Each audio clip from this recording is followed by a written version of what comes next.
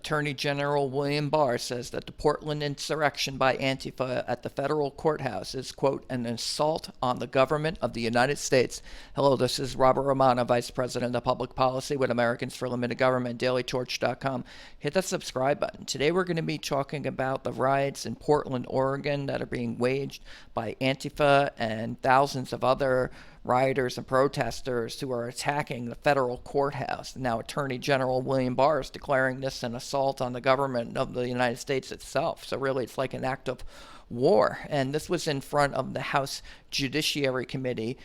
Attorney General William Barr was pulling no punches and condemning the political violence that's occurring right now, and I believe is probably a threat to national security if the federal government can't get it under control, if state and local authorities are just going to allow it to fester. I think this could become an incredibly dangerous situation. But fortunately, we have an attorney general who's willing to speak out and act against it. U.S. Marshals are being deployed into Portland now.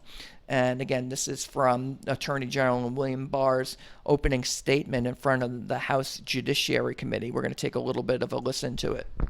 Finally, I want to address a different breakdown in the rule of law that we've witnessed over the past 2 months.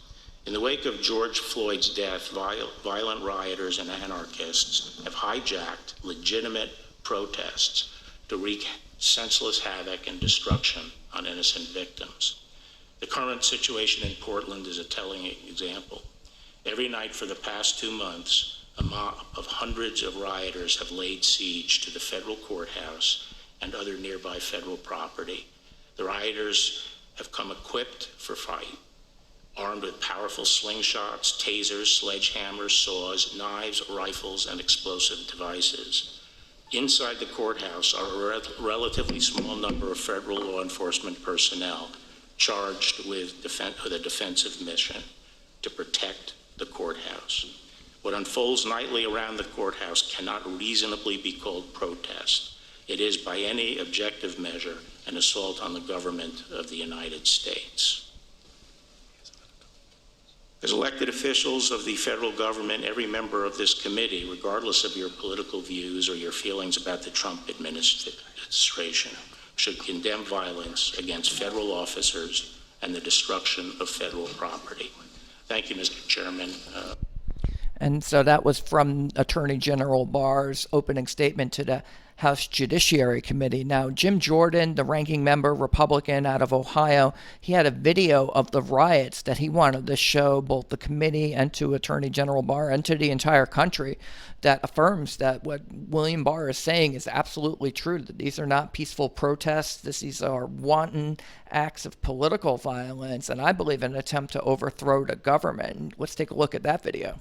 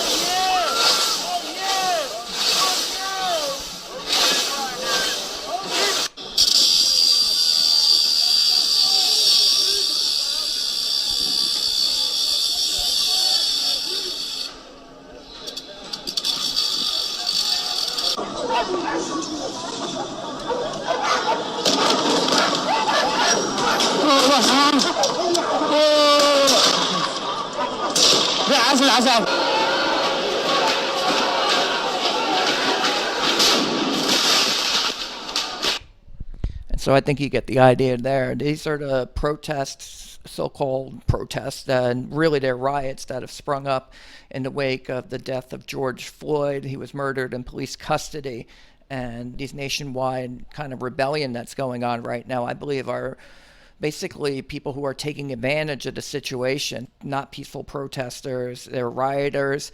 And again, I believe they want to overthrow the government of the United States. And I think, thankfully, we have a good attorney general and a president of the United States, President Donald Trump, who's willing to take it on right now.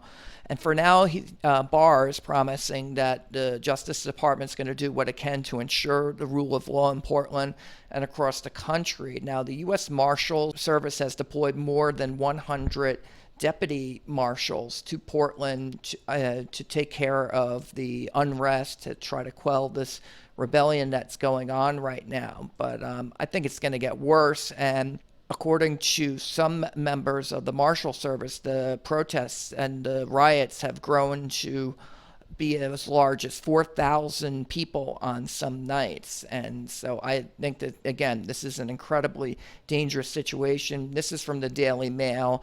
Quote, "It looks like downtown Baghdad." Then here's terrifying scenes emerge from the war zone, Portland, as feds protecting city's courthouse say they fear for their lives.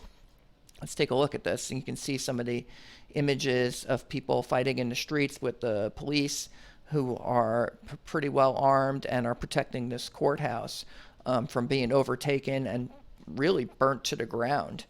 And I think, this is an incredibly dangerous situation. Here's one deputy marshal. He says, quote, "It's scary. You open these doors out when the crowd is shaking the fence, and on the other side of that fence are people that want to kill you because of the job we chose to do and what we represent," said a deputy U.S. Marshal who has been protecting the Mark Hatfield Federal Courthouse for weeks. This has been going on for 2 months now, and it's not getting much better. Now, President Trump, he's blasting the violence on Twitter. He stated, quote, "The fake news media is trying to portray the Portland and Seattle protesters, quote unquote, as wonderful, sweet, and innocent people just out for a little stroll. Actually, they are sick and deranged anarchists and agitators who are great men and women of law enforcement, easily controlled, but who would destroy our American cities, and worse, if sleepy Joe Biden, the puppet of the left, ever won, markets would crash and cities would burn. Our country would suffer like never before. We will beat the virus soon and go on to the golden age." But again, the media is got they want to say that these are peaceful protests, and I think that's just wrong. And I think if the city of Portland really can't restore order, Oregon Governor Kate Brown, she's a Democrat, she refuses to activate the National Guard. And the city has demanded a protective fence that the feds are using to protect the courthouse be taken down, despite multiple arson attempts to burn this courthouse to the ground. And so I think that maybe this is like a military attack, and you should consider a military response. I don't know why the National Guard hasn't been called in yet, but President Trump could actually override the governor and send and federalize the Guard, as has been done in the past under 10 U.S.C. 252, that's Section 252, use of militia and armed forces to enforce federal authority. Now, this was enacted in 1792 in order to quell the Whiskey Rebellion under the George Washington administration. It was updated in 1795, as well as 1807, 1861, and 1956. And this, again, was used by Washington to quell the Whiskey Rebellion in Pennsylvania, but also by Abraham Lincoln to wage the Civil War, and President Dwight D. Eisenhower in 1957 when Arkansas attempted to use the Arkansas National Guard to block Brown v. Board of Education from being implemented. And so Eisenhower, what he did was he invoked this section of law, he federalized the Guard, and he enforced the court ruling from the Supreme Court. In Lincoln and Eisenhower's cases, both of them, neither intervention was at the request of state governors. So that's ample precedent. President Trump can say, look, it happened in 57, it happened during the Civil War, where the president can federalize the Guard and bring them in to take down a rebellion that is a threat to national security. And I'll leave you with the close here. This column has called for similar action against the autonomous zone established in Seattle before it was finally disbanded. And now you're probably going to need to go in and utilize the Guard here in Portland because it's spreading. This rebellion's going everywhere. The federal government absolutely cannot afford to back down in this instance or else risk the rebellion spreading even further.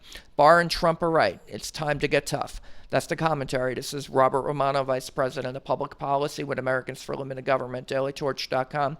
Hit that subscribe button, ring the bell for notifications, and have a good day.